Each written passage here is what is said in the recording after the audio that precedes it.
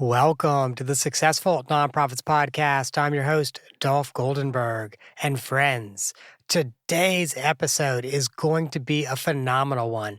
We are going to be talking about incentives with Uri Gneezy. And let me share with you, I just finished his book, Mixed Signals, How Incentives Really Work. And throughout this book, I could tell that he is a professor of behavioral economics and management at the University of California, San Diego, because I see that in every single page. And when he's talking about mixed signals, to a great extent, he's talking about the fact that sometimes, we give incentives or we give off signals that are really conflicting with each other, and then people aren't really sure what to do. And this is so pertinent to us in the nonprofit sector. And that's why I really wanted to have Uri come on. I will also share with you that Uri also co-authored the book, The Why Axis, The Hidden Motives and the Undiscovered Economics of Everyday Life. Hey, Uri, welcome to the podcast. Thank you. Great to be here. I am so thrilled that you are here. And your book, I've got to leaf through it really quickly. It is about 300 pages of amazing information. So I know we're not going to be able to cover everything today, but there are three things I was really hoping that we could talk about. And the one I wanted to start with is you actually have a section in your book specifically for nonprofits about the overhead myth. Yes. So my interest in it came because my wife, who is also a professor, she's a marketing professor, was interested in how to get people to care less about overhead and more about the impact that they have on society, right? So when you give money, you should care about impact. And we had this discussion, and I told her that I understand, as an economist, I understand that you should care about the impact and only this. But as a human being, I know that that's not the way I work. So imagine the following story. Imagine that you go to a conference and someone talks with you about the charity that they are running, and it's amazing. They're so convincing. You write $1,000 check, right? You write a check for them for $1,000 and makes you really happy because you really help, say, the kids that they are supporting. Next day, you're on your flight back home. And when you go on the plane, you pass the business class, you see the CEO sitting there, zipping their champagne, while you are going to a middle seat somewhere in the back. You'll probably feel very stupid, right? Well, I gave him $1,000 to upgrade and I'm stuck in the back. That doesn't fit, right? So I understand that I shouldn't look at the overhead. I should look at the impact. But as a human being, I have this problem, right? How do you solve this conflict? And in general, how do you get people to think about it? So think about my students. I talk with them about that.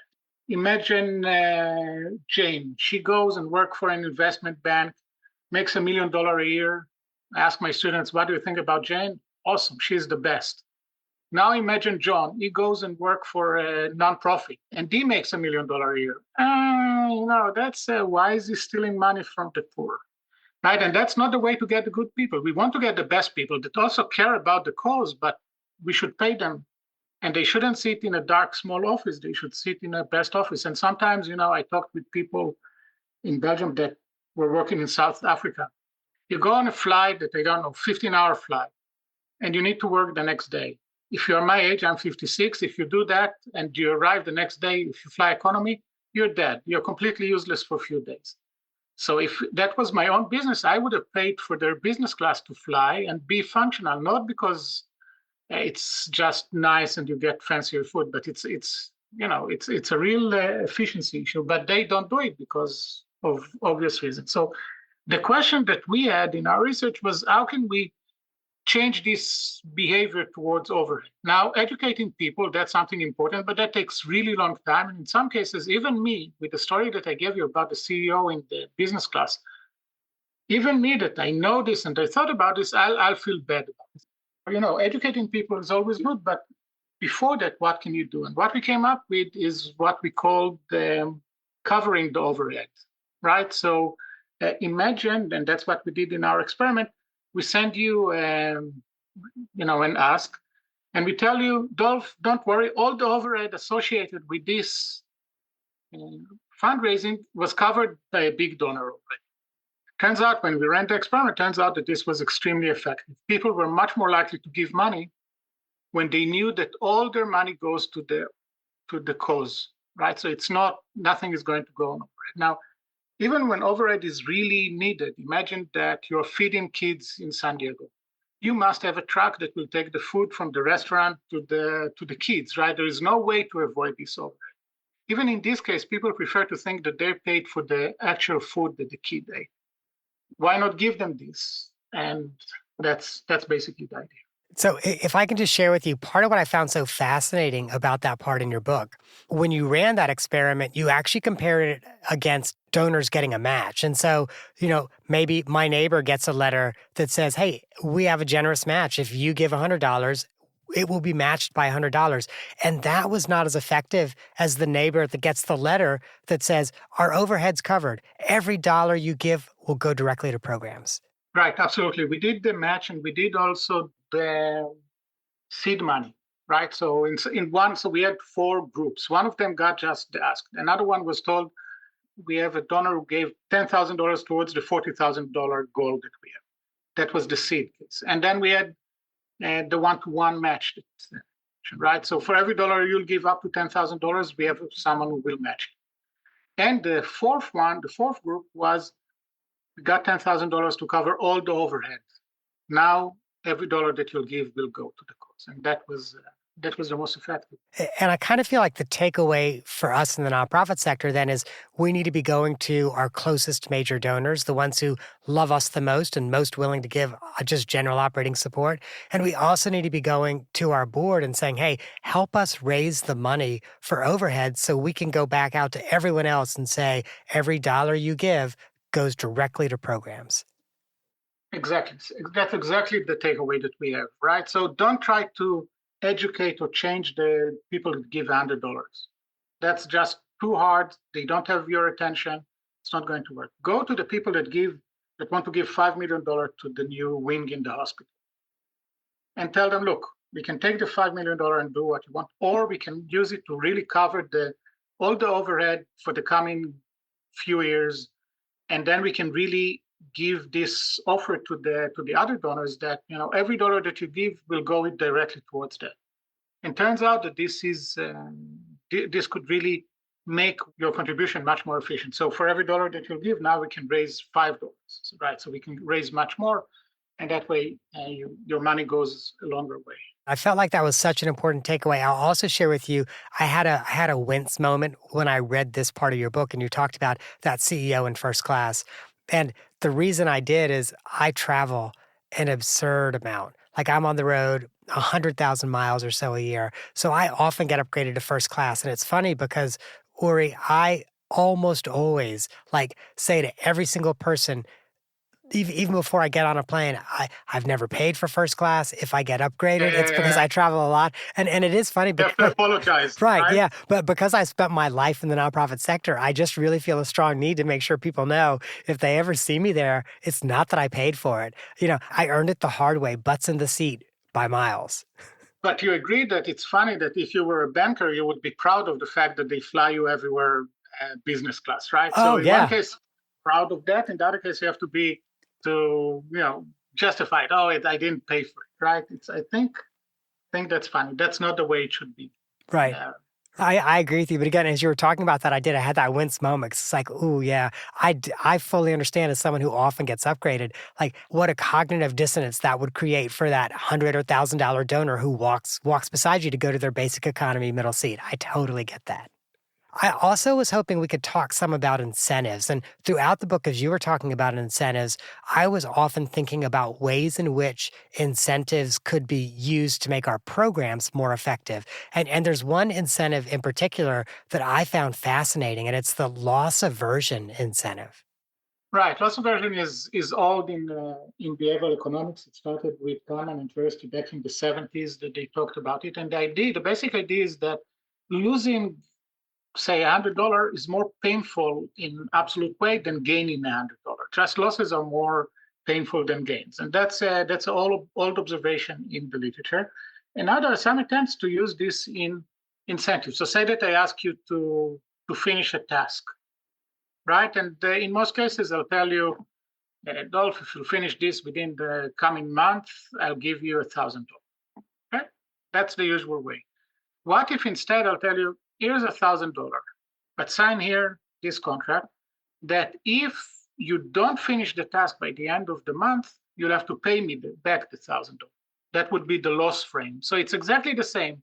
In both cases, in 1 month, you're going to finish the work and get $1,000, or don't finish the work and don't have the money, right? But one of them is framed as gains, the other one is framed as losses. Turns out that the losses could be more effective, would have a stronger impact on people. I know we all do have that sense of loss that impacts us more. And as I was trying to think about some ways, maybe in the nonprofit sector, that we could use this, one of the things I thought about is I'll just throw this out as an example. Maybe if you got like a workforce development program and people are coming in for 8 or 10 sessions of training, you share with them a virtual account and you say, here's your virtual account. It has, you'll get a $500 incentive when you complete our 10 session program. So here's your virtual account. For every session you miss, though, you're going to lose $75. We'll make sure that you see your balance every time you come in or every day or whatever. So then if I miss session number 3 and I see my balance go from 500 to 425, I feel like I lost something. Yes, exactly. I loved that as an idea around programming. What are some of the other really effective ways to incentivize the behavior we want? Well, it's a whole book about it. One that I really like is about regret. So many of the things that we do in life are out of, I don't want to regret it. It's anticipated regret, it's called. Some of it is the fear of missing out is resulting from this kind of regret, right? So if I won't go there and something good will happen, I'll regret it, right? In general, we don't like it. So the story that I like about this is my grandpa came to Israel in 1948 from Budapest after the Holocaust. And they didn't have money, but he decided to buy this state lottery that had at the time, as far as I recall, 7 numbers. And then he lived another 40 years, 40 very good years in Israel. And every week he made sure to buy the exact same numbers, right? And if he was away, he asked someone else. When I was old enough, he asked me to go and buy these numbers in a specific place that sold it, because each ticket had a number. And the reason was that imagine that you buy it for 25 years and then you go on vacation for 2 weeks, you come back, you see that you didn't buy it this week, but the numbers came up, right? That would be horrible, right? So trying to build on this regret. So imagine I worked with a company that didn't want people to come with a car. So they offered parking, but they didn't want people to use it because it cost money. What they did, instead of just giving, say $10 a day to the people, they said, okay, what we're going to do is we're going to put all the names of all the people who came in this hat, and some of them will have a check mark. They came without a car, and some of them won't. And then say that we have 100 people. That would be $1,000. 10 times 100, that's 1,000. At the end of the day, we're going to draw one name out of this. And if we take your name, oh, Dolph, your name came up. Oh, but you came with the car. Sorry, you will not get this prize. We have to take another name. What we predicted, and we found support for this, is that people are really afraid of this regret that they'll have, right? Oh, I could have had $1,000, or I could have had a vacation somewhere, right? Instead of just the $10, I can calculate, it's fine. But knowing that I just lost this prize is really going to be really painful. So people anticipate this regret, and because of that, they're more likely to do what. So it could be more effective than simply paying them $10. I love that experiment that you talked about in the book. And I think you also compared it to we could give everybody $10, or we could say every day you don't drive. There was another option where it would go to a charity. But really, what people liked was this opportunity to win the lottery every single day. Yes. The charity. So there is something that is called the pro-social incentives. So the idea would be, say that in this case, if you don't come, we'll give some money to it. If you don't use a car, we'll give some money to a charity. Turns out, that's a work by my former student, Alex Simas. It turns out that for small amounts of money, so if I'll tell you, please do this and I'll give you $1, you'll say, well, I don't care about it. Please do this and I'll give $1 to make a wish foundation. So, well, okay, I'll do that, right? So for small amounts of money, people are more sensitive to pro-social, for donation as incentive.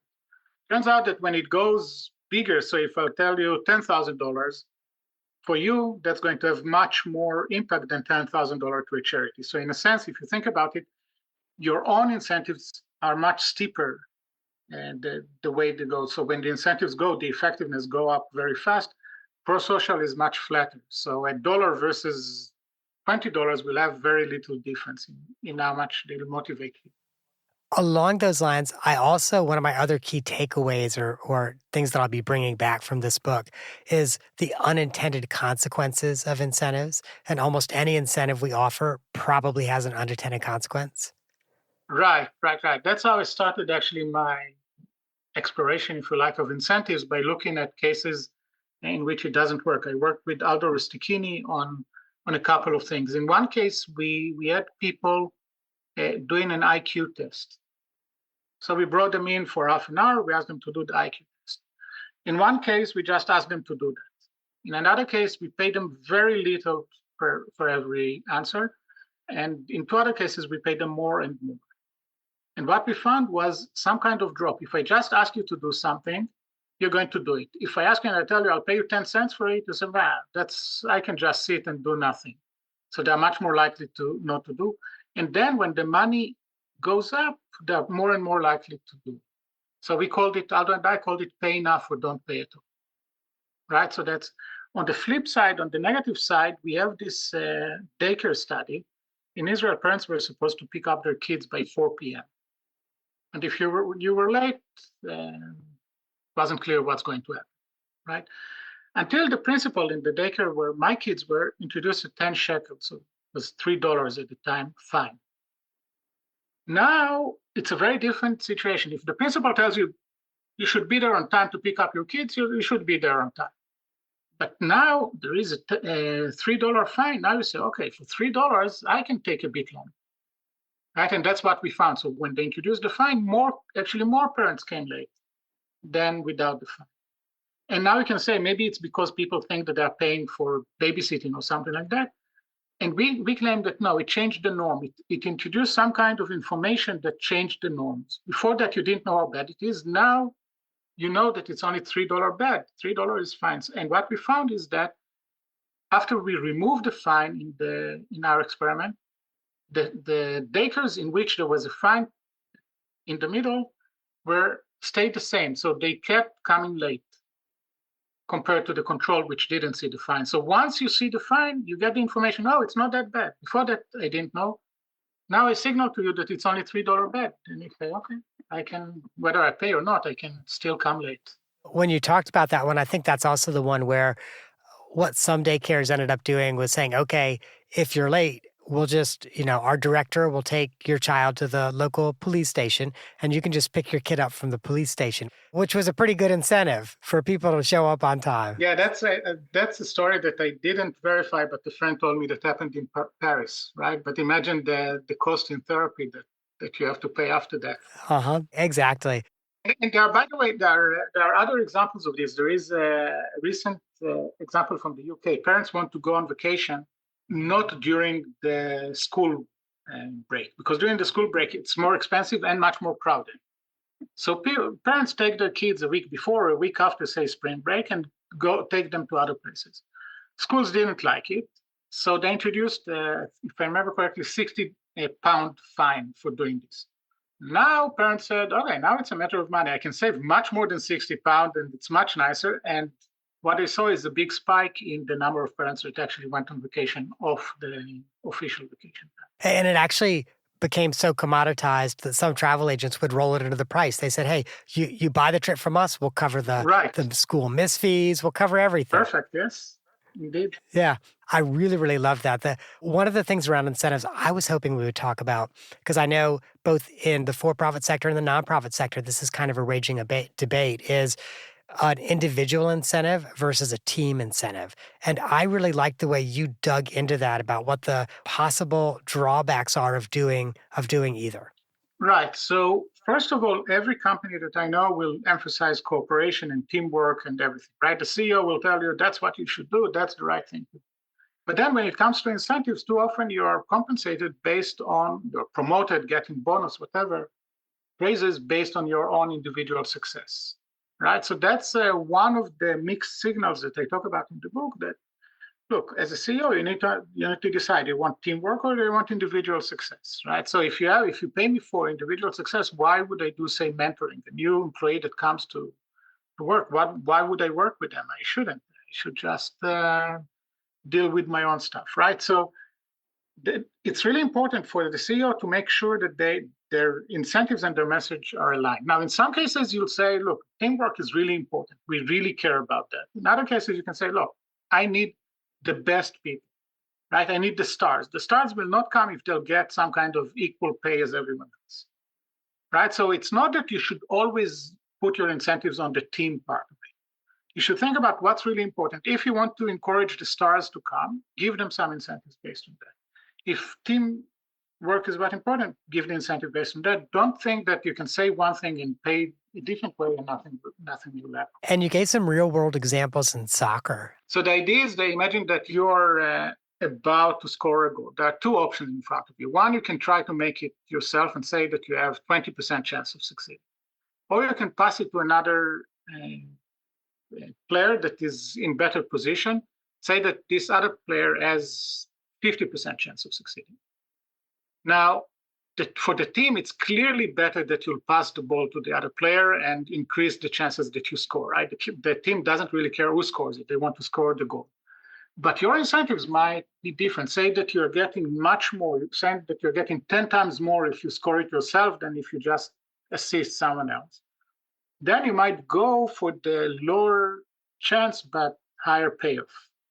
Right. So again, you want to encourage them, you want to incentivize them to score goals.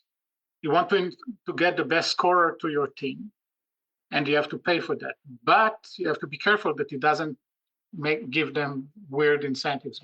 The last one I was hoping we would talk about is salary negotiation. And the reason I was hoping we'd talk about that is, honestly, so often in the nonprofit sector, we're terrible at that. Like most of us who got into the sector did it because of a deep passion, and then they're almost embarrassed to say, oh, this is how much I think I should get paid. So I would love for us to talk some about salary negotiation.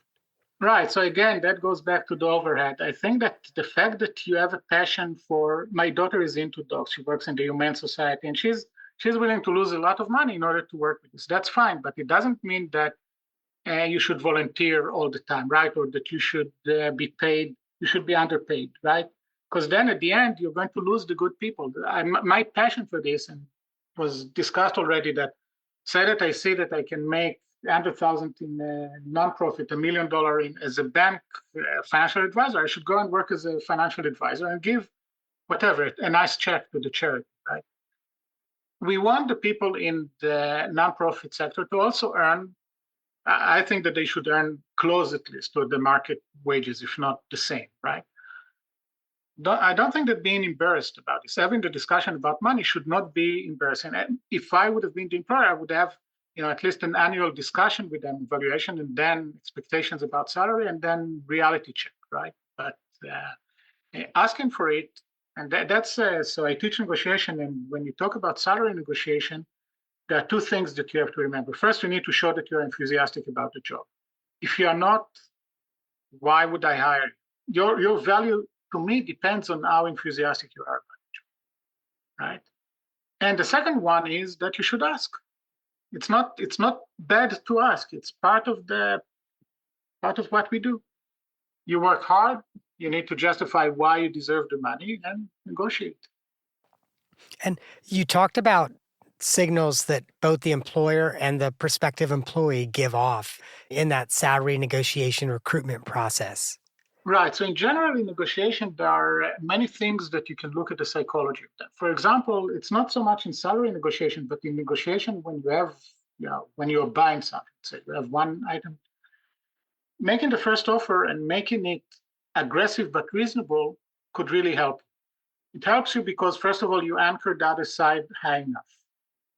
Second, you can work on reciprocity. If I started high enough, I can make a concession such that you will reciprocate by making your own concession, right? So if I just say, I want 400,000 for this, and you try to negotiate and say, no, is worse than if I start at 450 and then go down to 430 and then to 410, right? So it's really, it helps with making it nicer. Another one is the price equals quality. If you say, I deserve this, it's some kind, I don't know what's your quality. If you want a bottle of wine, say, Usually you buy a $20 wine. Now you're going to celebrate, have a birthday. So you go to the store and say, okay, today I'm going to spend $50 on wine, right? So that's because we think that a more expensive wine is going to be better, right? And the last one is the contrast effect, right? So the other side will be happier if you started at 450 and ended up at 410 than if you started at 400 and stayed with, right? So all these good things, good psychological things, basically said, make the first offer, make it aggressive but reasonable. What's reasonable? Reasonable is such that the other side will not walk away and say. So if you go and usually they pay $20 an hour and you ask for $50 an hour, they'll just tell you, thank you and good luck, right? And so it sounds like if the employer makes an offer, as the prospective employee, I should 100% counter. Uh, Depends on what, right? So you can say, look, this is a great offer. I'm really excited about this. But then maybe not with salary. Then you can say, add a few other clarification. For example, the start date.